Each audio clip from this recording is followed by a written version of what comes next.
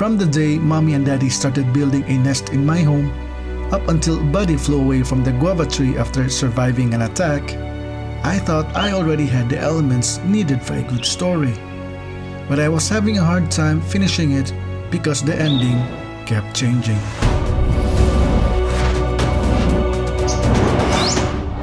Hi, I'm Walter, and this is Urban Wild Studio.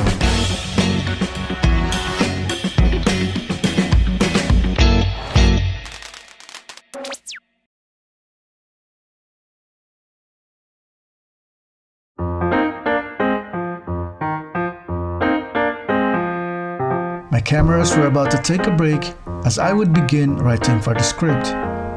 While brainstorming for ideas and thoughts in my living room that afternoon, I heard olive noises at the front yard. As I looked outside to check on what the fuss was all about, I saw a couple of olives hovering and jumping from one branch to another in my guava tree. What gives? And then I realized that they were trying to settle on a tree branch for the evening. I counted and there were 3 of them. Could this be the Tamsis family? Well, I would like to think so. I never saw any birds, especially olives, sleeping in my guava tree until that time. It would have been another coincidence of epic proportions if they were another family of olives. On the left would be Mommy, and on the right, well, I'll be darned again, Sissy, very alive and well. Where have you been lately? And at the middle would be Buddy because of being the smallest of the 3.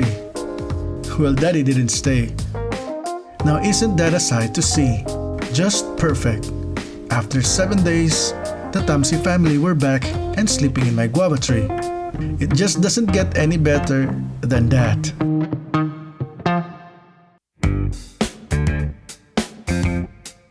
Late in the afternoon, I heard sounds again from the guava tree. It was the Tamsis family again. I thought it was only a one-time lodging last night. But at that moment, Mommy didn't stay for the evening. The parents just led their young to the guava tree, then flew away. Interesting to see that Mommy was pecking the chicks before she left. They must have done something wrong earlier that day. They didn't really go out far because I could still see them during daytime being fed around the area. They arrived at almost the same time. That's between 5:30 p.m. to 6 p.m. at the same spot.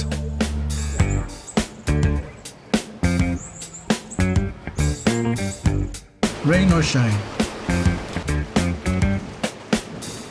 I don't know if they recognized me, but they really didn't mind me filming at a close range and sometimes walking past near them. They must have felt comfortable and secured sleeping here inside my property. What's not to love staying here for the night? It is where they were hatched and where they grew up. And I think it's safer spending the evening in my guava tree than outside with all the kinds of night predators.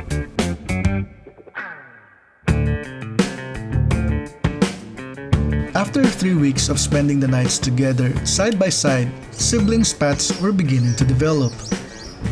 Just before retiring for the evening, they always had a little fight as Sissy, the larger one, and with a more pronounced supercilium or eyebrow, didn't like his scruffy brother to sleep beside her anymore.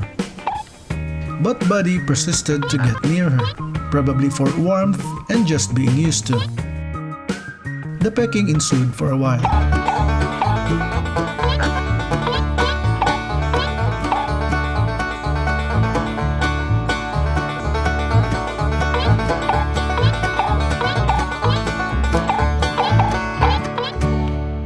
Until things calmed down.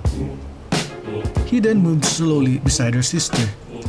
At first he got his way, but in the later nights, a noticeable gap between them was becoming more of the new sleep setup. And in the nights to follow, to avoid more confrontations with her brother, Sissy finally distanced herself far apart from Buddy and looked for different sleeping spots. Maybe Sissy is taking the social distancing policy very seriously.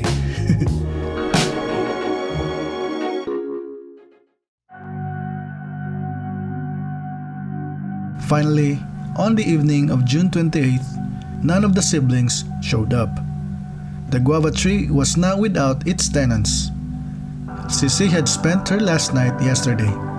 Buddy's was 2 nights ago. They had slept here for about 7 straight weeks. I was a bit emotional that evening. I used to see them arrive at the tree just before every dusk for quite some time. Gave me something to look forward every day. I wanted them to stay longer. But some things just don't last forever. I just hope nothing bad happened to them. They might have found another tree or spot to sleep in. Who knows, in the future, either Sib might come back and build a nest here in my home. And what has become of the old nest? It is being salvaged by other olive-backed sunbirds. I don't know if these are mommy and daddy or other Tamsis couples. Well, that's a lot of time and energy being saved because the old nest already offers ready-to-use nest components. They do not need to go searching for particular materials anymore.